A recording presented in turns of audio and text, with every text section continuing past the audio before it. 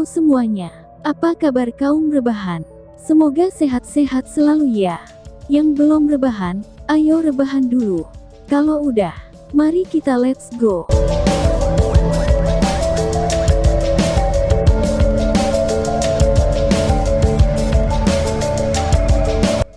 Dan pada akhirnya, perjalanan ke kolam roh suci berakhir tanpa terlalu banyak perubahan pada hasil akhirnya. Di antara 5 pemenang, Lindong secara alami mendapat manfaat paling banyak dengan menyerap sejumlah besar energi kolam roh suci. Energi jauh di dalam tubuhnya akan memberinya keuntungan besar dalam menyerang tahap nirvana di masa depan. Tentu saja, berbeda dengan Lindong, Lin Langtian kembali dengan tangan kosong. Kali ini, tindakannya telah cukup menunjukkan situasi bagaimana seseorang mencoba untuk mendapatkan keuntungan, akan tetapi, hanya mendapatkan hasil yang menjadi lebih buruk. Awalnya, dia ingin merebut energi Lindong dan menghentikannya untuk menjadi lebih kuat. Namun, tidak ada yang mengharapkan situasi menjadi seperti ini. Bahkan entitas dalam tubuh Lin Langtian tidak berdaya untuk melakukan apapun. Operasi ini memberikan pukulan telak yang luar biasa bagi Lin Langtian. Namun, Lindong tidak memiliki mood untuk peduli dengan cara pikir Lin Langtian.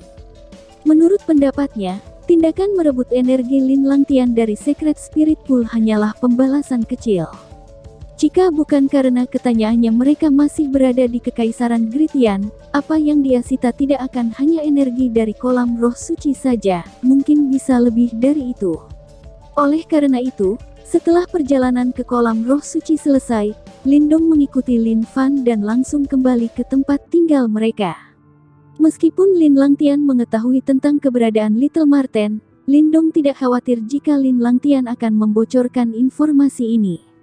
Mengingat kemampuan Lindong saat ini dan tingkat pentingnya ke Lin Clan, bahkan jika Lin Fan tahu tentang hal ini, dia tidak akan peduli sama sekali. Sebaliknya, Lin Fan akan senang dengan Lindong karena memiliki kartu khusus seperti itu, yang akan meningkatkan kemampuan bertahan yang terakhir dalam perang 100 kerajaan. Dalam perjalanan kembali, wajah Lin Langtian suram dan dia tidak berbicara sepatah kata pun. Aura dingin yang menyelimuti seluruh tubuhnya membuat semua orang tahu bahwa dia dalam suasana hati yang sangat buruk. Awalnya, Lin Fan dikejutkan oleh perilaku Lin Langtian. Segera setelah itu, Lin Fan memindai tubuh Lindong saat wajahnya tampak serius. Bahkan Mo Jingtian bisa merasakan bahwa energi kolam roh suci dalam tubuh Lindong sangat kuat. Oleh karena itu, tidak mungkin bahwa tahap nirvana yang sama seperti Lin Fan tidak bisa merasakannya. Oleh karena itu, Lin Fan sampai pada kesimpulan bahwa sepasang musuh ini memiliki konfrontasi lagi di Secret Spirit Pool. Dari situasi saat ini, jelas bahwa Lindong telah di atas angin, jika tidak, Lin Langtian tidak akan menunjukkan perilaku seperti itu. Sehubungan dengan masalah ini, Lin Fan hanya bisa tak berdaya menggelengkan kepalanya dalam diam, dan bertindak seolah-olah tidak ada yang terjadi. Jika itu di masa lalu, dia akan mengatakan sesuatu karena posisi Lin Langtian lebih tinggi daripada Lindong. Namun, saat ini, Lindong tidak kalah dengan Lin Langtian baik dalam kemampuan dan kultivasinya. Oleh karena itu, Lin Fan tidak akan mengalahkan satu orang untuk yang lain, dan tidak bisa lagi campur tangan. Itu sepenuhnya terserah mereka untuk memutuskan bagaimana mereka ingin menyelesaikan dendam di antara mereka. Ketika mereka sampai di kediaman mereka, Lindong langsung kembali ke halamannya. Dengan sentakan lengan bajunya, Little Flame yang sudah berubah menjadi kucing itu terbang keluar, sebelum mulai berkembang dengan cepat dan kembali ke bentuknya yang besar dan kuat. Dengan teriakan kecil, api kecil mengguncang seluruh halaman. Tampaknya ada sedikit keheranan dalam tatapan Lindong saat dia melihat Little Flame. Pada saat ini, tubuh merah tua Flame yang semula berwarna merah menjadi lebih cerah dan tampak seolah-olah tubuhnya terbakar dengan nyala api. Cakar tajam pada keempat kakinya yang besar berkedip-kedip dengan cahaya dingin. Yang paling mengejutkan Lindong adalah bahwa ekor ular sanca api kecil itu tersembunyi di bawah sisik, dan samar-samar memancarkan bentuk energi yang unik. Perasaan yang dilepaskannya seolah-olah berada dalam keadaan tidak aktif saat menjalani metamorfosis, tidak ada yang tahu apa yang akan terjadi di masa depan. Lindong sangat terpana oleh perasaan ini. Orang pasti tahu bahwa ekor ular sanca ini hanyalah bagian dari tubuh Little Flame. Meskipun berperilaku seperti ular sanca hidup, itu adalah bagian tubuh yang tidak berbeda dari cakar Little Marten. Bagaimana dia bisa mengeluarkan perasaan itu dalam keadaan tidak aktif saat menjalani metamorfosis? Tanya Lindong. Tubuh harimau bodoh ini berkembang. Di masa depan, ekor ular sanca ini akan menjadi senjata yang sangat kuat. Little Marten menjelaskan ketika itu muncul dan melirik Little Flame, yang sedang berbaring di lantai sambil mengeluarkan aura yang mengerikan. Setelah dia mendengar apa yang dikatakan, Lindong mendecakkan lidahnya dengan heran dan terkekeh. Api kecil hanyalah api piton tiger biasa. Aku tidak berharap itu berkembang sampai tahap ini, ucap Lindong. Memang, dalam keadaan normal, spesies Fire Python Tiger hanya bisa mencapai tahap Yuan dan Little Flame tidak diharapkan untuk menonjol. Tidak ada yang aneh dengan itu. Meskipun harimau bodoh ini adalah harimau api piton, ia memiliki tubuh yang beragam. Selain itu, prestasi yang dimilikinya saat ini adalah karena manfaat yang diterimanya saat mengikuti kamu. Ini akan tumbuh dengan baik dan tentu saja menjadi kuat di masa depan. Little Marten tidak terlalu terkejut dengan hal ini seperti yang dikatakannya begitu saja.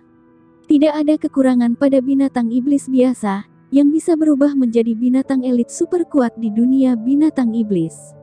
Selama bertahun-tahun, aku telah menemukan elit yang merupakan wind leopard biasa, yang bisa dibilang diklasifikasikan sebagai binatang buas, sebelum berubah.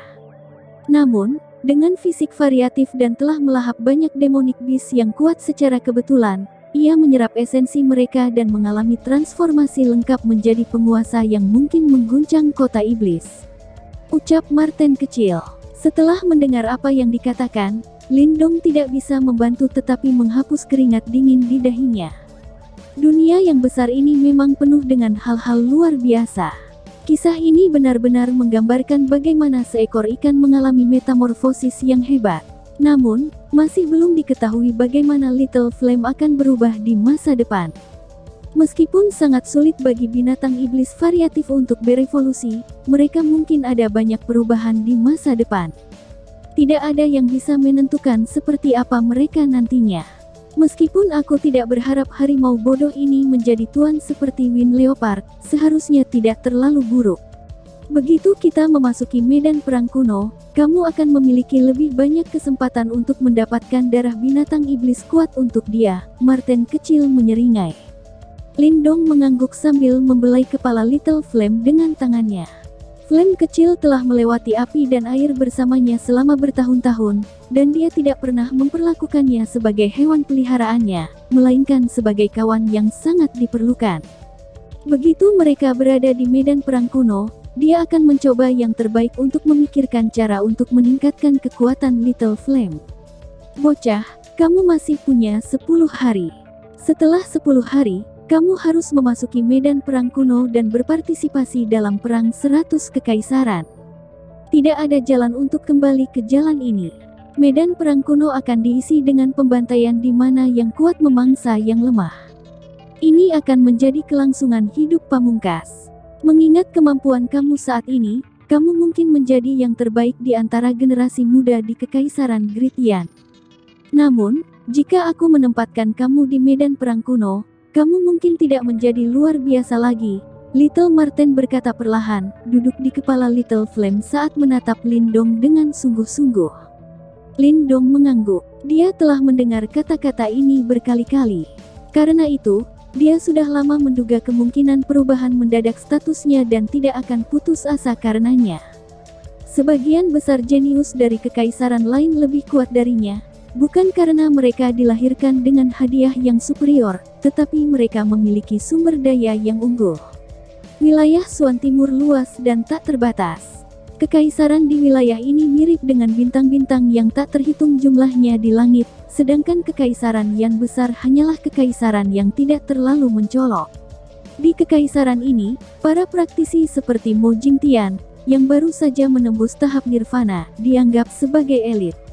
Namun, Jika ia ditempatkan di kerajaan yang benar-benar kuat, ia hanya akan menjadi praktisi peringkat biasa dan tidak mungkin baginya untuk menjadi yang terbaik.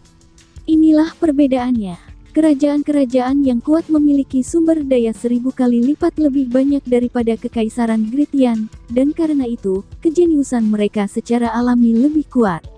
Ketika para jenius ini dicocokkan dengan para jenius dari kekaisaran yang lebih kecil, yang pertama akan menghancurkan yang terakhir. Ini bukan masalah keadilan, melainkan bagaimana dunia bekerja. Selama kamu belum maju ke tahap nirvana di medan perang kuno, kamu harus tetap low profile.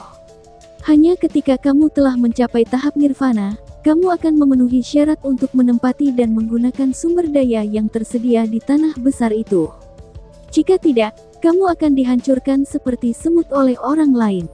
Jangan menganggap perang 100 kekaisaran sebagai pertempuran benih. Hukum bertahan hidup di sana sangat kejam. Orang lemah tidak memiliki hak untuk berbicara, apalagi bertahan hidup. Di mata yang kuat, yang lemah bukanlah manusia melainkan semut. Ucap Marten kecil menjelaskan. Tentu saja, aku tidak punya pilihan selain mengatakan bahwa hanya setelah bertahan di lingkungan yang kejam itu, seseorang dapat dianggap sebagai praktisi sejati. Tambah Marten kecil. Lindong menghela nafas panjang dan menjawab dengan suara rendah dan dalam, aku dulu semut, jadi, aku ingin menjadi seorang praktisi yang kuat di masa depan. Tidak peduli seberapa kejam perang 100 kekaisaran, aku akan selamat dari pembantaian berdarah, dan membedakan diriku dari yang lain. Hanya ketika aku kuat, ayah dan sisanya bisa menjalani kehidupan yang damai. Heh bocah, kamu memiliki resolusi yang cukup bagus, tetapi ini tidak dapat diputuskan hanya dengan berbicara. Masih ada 10 hari, jadi, kamu lebih baik meningkatkan kemampuan bertarungmu sesegera mungkin, untuk menghindari dagingmu untuk disajikan di piring sebagai makanan, ketika kamu dengan sial menemukan beberapa pejuang yang kuat saat kamu memasuki perang 100 kerajaan, ucap Little Marten tertawa sambil cara yang aneh. Bagaimana aku bisa meningkatkan kekuatan aku dalam 10 hari? Ngomong-ngomong, bukankah kamu mengatakan bahwa kamu memperoleh sesuatu dari Secret Spirit Pool? Lindong tanpa daya menggelengkan kepalanya. Segera setelah itu, dia tiba-tiba bertanya seolah-olah dia telah memikirkan sesuatu. Setelah mendengar ini, Little Marten tersenyum dan menggunakan cakarnya untuk menepuk Little Flame. Yang terakhir membuka mulutnya dan keluar kilatan cahaya abu-abu, yang kemudian menjadi benda yang terbuat dari tulang yang panjangnya beberapa kaki. Ini adalah, ucap Lin Song terkejut. Lindong memandang benda di cakar Little Marten dengan heran. Tampaknya itu tombak tulang yang sederhana dan tanpa hiasan. Permukaannya tidak terlihat terlalu bagus, namun tubuh tombaknya halus dan bundar. Tampaknya terbuat dari batu giok dan bukan tulang. Melihat seluruh tubuhnya, tombak tulang tanpa hiasan itu tidak terlihat tajam atau kuat. Namun, ketika tatapan Lindong berhenti di ujung tombak yang runcing, ia menemukan bahwa ada semacam aura dingin yang beredar di ujungnya. Di bawah aura dingin itu, kulit di tubuhnya mengencang, seolah-olah dia merasakan sesuatu yang sangat berbahaya. Dia yakin bahwa jika dia tertangkap karena tidak siap, bahkan jika tubuh fisiknya kuat, tombak akan dengan mudah menembus tubuhnya. Apakah ini harta jiwa? Lindong bertanya dengan ragu. Little Marten mencibir dan berkata, lebih tepatnya, ini adalah Destiny Soul Tracer yang dibuat dari tulang buaya surgawi kuno. Binatang iblis juga tahu cara membuat Soul Treasures. Tanya keheranan menyapu wajah Lindong setelah mendengar kata-kata Little Marten. Binatang iblis biasa tidak memiliki kemampuan ini. Namun, buaya surgawi kuno bukanlah binatang iblis biasa.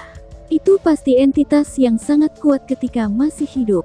Oleh karena itu, tidak ada yang tidak dapat dipercaya tentang hal itu, yang mampu menciptakan Soul Treasures. Little Marten mengerutkan bibirnya ketika merasa bahwa Lindong membuat keributan besar karena tidak tahu apa-apa.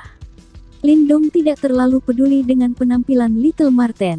Sebagai gantinya, dia melihat dengan rasa ingin tahu pada tombak tulang tanpa hiasan. Karena peningkatan kekuatannya, bahkan Soul Tracer kelas tinggi, tombak surgawi kuno, tidak bisa lagi memuaskan kebutuhan bertarung Lindong. karena penampilan tombak tulang bisa menggantikannya. Gelombang energi yang samar-samar terlihat memancar dari tombak tulang. Lindong tahu bahwa tombak tulang ini jelas tidak lebih lemah dari Earthly Soul Tracer. Namun, dia tidak tahu seberapa kuat itu daripada tombak surgawi kuno. Saat Little Marten melambaikan cakarnya, tombak tulang terbang ke arah Lindong. Dengan tatapan menyala di matanya, yang terakhir mengulurkan tangan dan menangkap tombak. Segera, seluruh lengannya terbawa sedikit. Tombak tulang yang tampaknya ringan dan anggun itu sebenarnya berbobot tak kurang dari 10.000 batu kati. Bahkan dengan kekuatan Lindong, dia merasa sulit untuk menyeimbangkan tombak. Tombak yang luar biasa, ucap Lindong. Lindong memuji tombak itu. Setelah mengamati tombak tulang pada jarak yang lebih dekat, ia menemukan bahwa ada garis-garis darah halus yang menyebar dari gagang tombak tulang. Garis-garis darah ini menutupi hampir seluruh tubuh tombak, membuatnya tampak seperti pembuluh darah, pemandangan yang sangat aneh. Lebih jauh lagi, pembuluh darah ini tampaknya perlahan berdenyut sementara aroma samar dari tanah kosong kuno yang luas secara bertahap menyebar. Ini semakin memperkuat aura keras pada tombak. Untuk buaya surgawi kuno tingkat ini, setiap bagian dari kerangkanya sebanding dengan tracer jiwa bumi biasa. Tombak tulang ini jelas diciptakan dari bagian tersulit di dalam tubuh buaya surgawi. Lebih jauh lagi, karena tombak tulang ini adalah harta takdir jiwa surgawi buaya, itu telah diilhami oleh beberapa sisa-sisa roh iblis buaya surgawi ketika memudar dari dunia. Jika kamu bisa memperbaiki senjata ini, kamu mungkin bisa menggunakan sisa-sisa roh iblis untuk memanggil roh iblis buaya surgawi untuk bertarung untukmu. Marten kecil menjelaskan tanpa antusias. Wah, panggil roh iblis buaya surgawi. Wajah Lindong memerah karena emosi setelah dia mendengar apa yang dikatakan Little Marten. Dia tidak berharap tombak tulang yang tampak polos ini memiliki kemampuan yang tangguh. Meskipun Lindong tidak yakin seberapa kuat buaya surgawi kuno ketika masih hidup, dia percaya bahwa tingkat kekuatannya tidak terbayangkan. Roh iblis ilusi pada tingkat itu tidak bisa ditandingi oleh harta jiwa bumi biasa. Tentu saja, kamu harus membayar harga tertentu untuk memanggil roh iblis buaya surgawi. Contohnya, pengorbanan darah dan sebagainya. Marten kecil berkata dengan malas. Pengorbanan darah, darahku. Lindong kaget. Ini terasa seperti menyakiti diri sendiri untuk membunuh musuh. Cih, apa gunanya darahmu? Kamu terlalu melebih-lebihkan kemampuanmu. Marten kecil memutar matanya ketika mendengar kata-kata Lindong, menyebabkan sudut mulutnya sedikit berkedut. Darah esensi demonik bis harus digunakan untuk memanggil roh iblis buaya surgawi. Jenis yang jauh lebih kuat dari kera naga kuno di tubuhmu. Little Marten menjelaskan. Setelah mendengar kata-kata ini, Lindong tertegun sejenak, sebelum alisnya berkerut.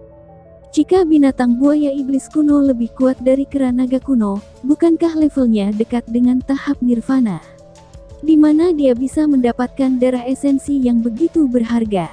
Saat dia memikirkan ini, Lindong tidak bisa membantu tetapi merasa kecewa. Awalnya, dia percaya bahwa dia dapat membuat kartu truf lain dengan tulang buaya surgawi ini. Kamu memiliki jenis darah esensi yang memenuhi kondisi ini, namun, Little Marten tiba-tiba berkata ketika melihat betapa kecewanya Lindong. Oh, Lindong sedikit terkejut saat dia melihat ke arah Little Marten. Setelah berpikir lama, dia masih tidak bisa memikirkan darah esensi yang dia miliki yang memenuhi kondisi ini. Dan pada tombak surgawi kuno, di dalam tombak kuno itu, ada jejak darah esensi naga. Meskipun itu tidak terlalu murni, itu masih dapat digunakan untuk pengorbanan darah dan memanggil roh iblis buaya surgawi untuk bertarung untukmu, Little Marten menjelaskan sambil menunjuk ke arah tas Qian Kun Lindong. The Ancient Heavenly Scales Halberd. Setelah mendengar kata-kata Little Marten, Lindong menyadari. Memang ada sedikit jejak darah esensi naga di dalam timbangan surgawi kuno. Meskipun pemilik darah esensi naga bukanlah naga yang sebenarnya, itu akan tetap bekerja. Itu karena di dunia binatang iblis, selama ada hubungan dengan kata naga, itu sudah cukup. Karena itu, Jika sedikit darah esensi naga ini digunakan, akan ada kemungkinan memanggil roh iblis buaya surgawi. Namun, satu-satunya yang dia khawatirkan adalah bahwa, jika darah esensi naga diambil dari tombak langit surgawi kuno, harta jiwa tingkat menengah pertama Lindong akan hancur. Jangan khawatir, tulang buaya surgawi sudah cukup kuat. Ditambah lagi, dengan Blood Puppet Soul sebagai truf kamu akan dapat melarikan diri tanpa cedera bahkan jika kamu bertemu dengan praktisi panggung nirvana seperti Lin Fan. Tentu saja, jika ada waktu yang kamu butuhkan untuk memanggil roh iblis buaya surgawi, itu berarti kamu telah menghadapi bahaya yang fatal.